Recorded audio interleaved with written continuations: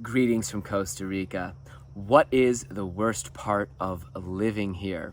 Today, I'm going to give my 2 cents based on 15 years here in Guanacaste.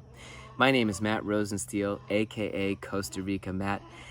Foreigners have a ton of complaints, and rightfully so, about Costa Rica because it's not a perfect place to be. You'll hear those complaints ranging from security to cultural issues to bureaucracy to infrastructure. And I have one drawback to living here that I feel all foreigners share. I also think that foreigners often don't acknowledge this big drawback when they're considering whether or not to move to Costa Rica.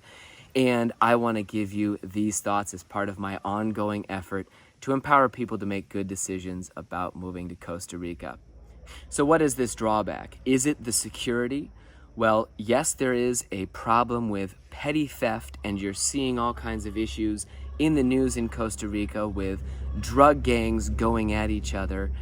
However, as a father of a family and someone who's lived here since 2008, I feel very strongly that the crime situation and your security in Costa Rica is extremely manageable and something that on a personal basis you can address if you're savvy and able to navigate this particular circumstance.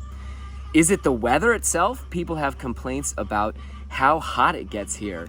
And really, I can say that in this coastal area, Guanacaste, Costa Rica, temperatures rarely drop below 80 degrees, and people, especially, near retirees, can find it that it's just too hot and muggy to be here. I'll pull up a quick picture of myself the other day, just sweating terribly. But although it's hot and muggy and you do have some very extreme moments, if you're a person who can get up earlier in the morning and enjoy weather like this, you absolutely have incredible opportunities for cooler temperatures, breezes, all kinds of spectacular moments. So the weather is something you can adapt to as well. Another big complaint people have about Costa Rica is the roads and infrastructure. Oh my gosh, to drive anywhere you have to go through horrible potholes. You've got 45-minute drives to only cover 2 miles of really bad gullied road. It can be an absolute nightmare that really is a significant drawback to living here.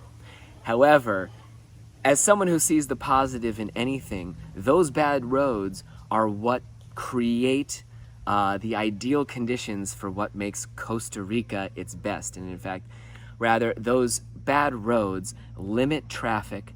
They create all kinds of locations where you don't have a lot of development, and really bad roads limit the amount of traffic, noise, and disturbance in your life. The more roads that come in, there will be more traffic, more development, etc., and you lose some of what makes Costa Rica just one of the perfect places to live. Another complaint that people often have here are sort of the cultural and bureaucratic issues.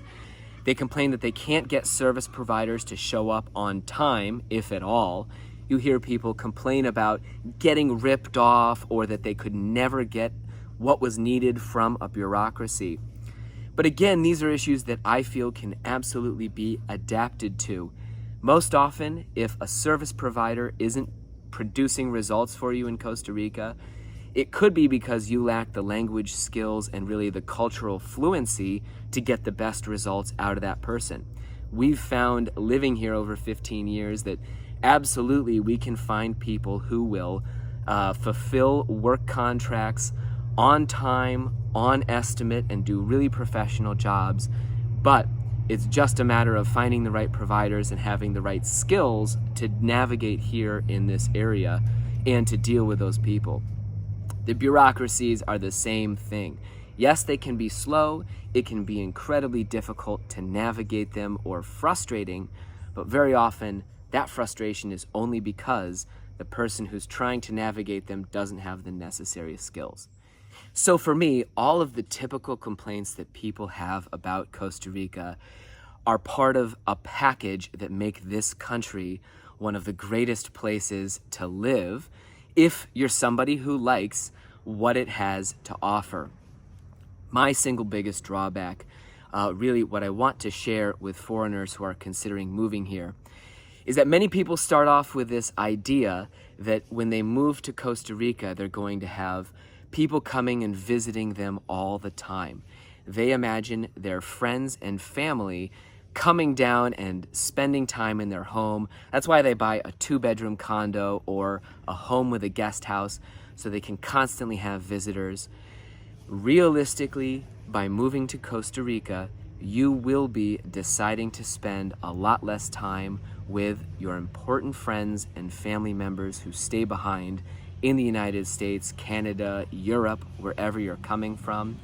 And I'm afraid to say, my biggest drawback, and the one thing about Costa Rica that I think all foreigners consider, is very much that you will be choosing to sacrifice time with those loved ones if you decide to move here. It may be the difference between seeing them 5 times a year and only seeing them 3 times a year. It may be a greater difference where you see them constantly to seeing them rarely. But as I look back on 15 years here in Costa Rica, that is the one single drawback to living here that really I cannot reconcile